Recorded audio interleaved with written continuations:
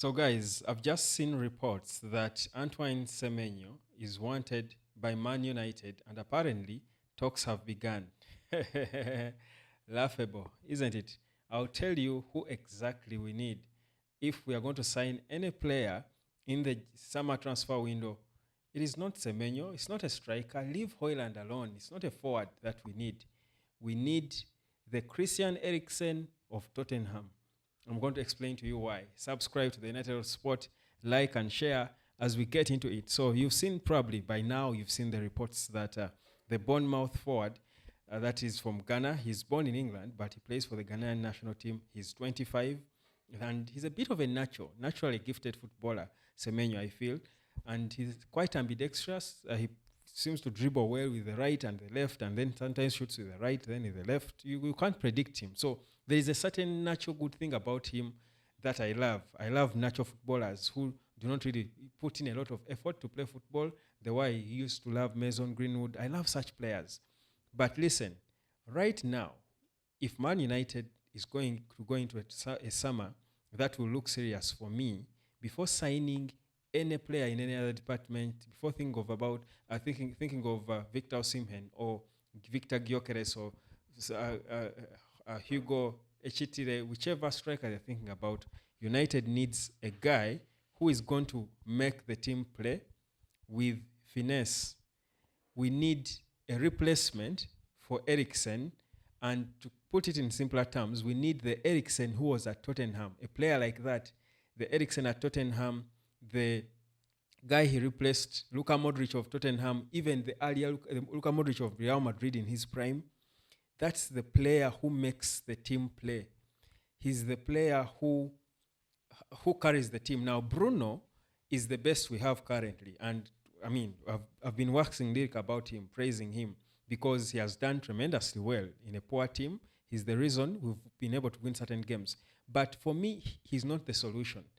Bruno is your poor man's. He's a bit of what you want, but not refined. He lacks something about his game. There is that finesse that is not there. The class, there is something that needs to be refined. There is a rough in Bruno. His passes I've always felt, well, it looks better now under Amorim, but generally that's him. I feel like he's a bit speculative.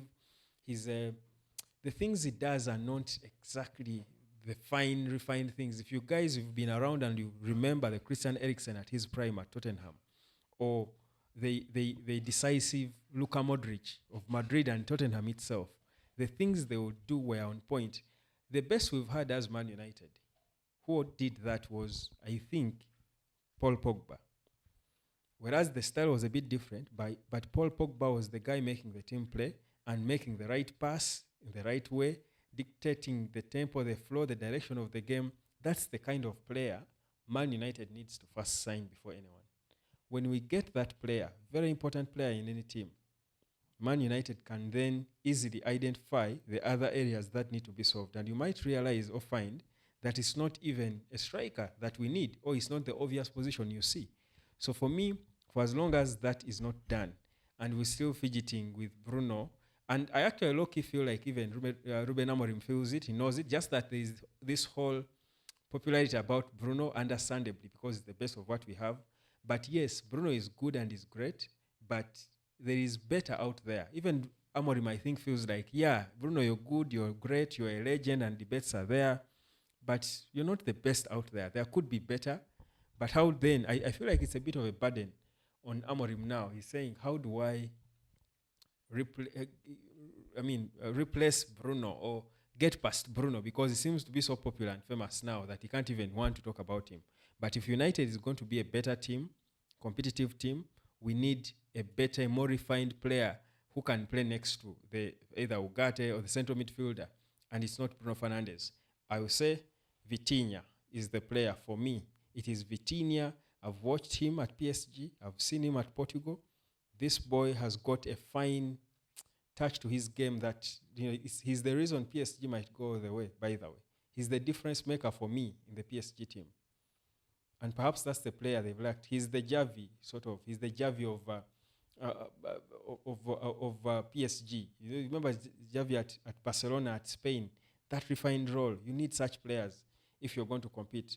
Pogba won the World Cup for France because he was refined like that. He was that player. Man United, it's not Bruno.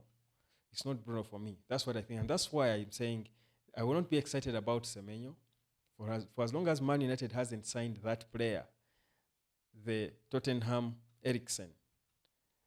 That will not be the smartest of transfer windows we've had for me. It won't excite me. It won't move me. That's what I feel. But let me know what you think. Those are reports going on about Semenyo and the Bournemouth guy and the signings. But at least at this point, we know there is a plan to get in players. But the thing is with Man United, whenever the transfer window is around the corner, speculations will fly all over. People start linking us with anyone and everyone. Their agents, I understand that story originated from Africa. Agents are just trying to sell an agenda, probably, because it's Man United. But they forget this is a stingy Man United. With Ineos, they won't just spend money just like that. They are trying to do things right. My name is Webb. This is the United Sport. Like, share, and subscribe. I'll catch you later.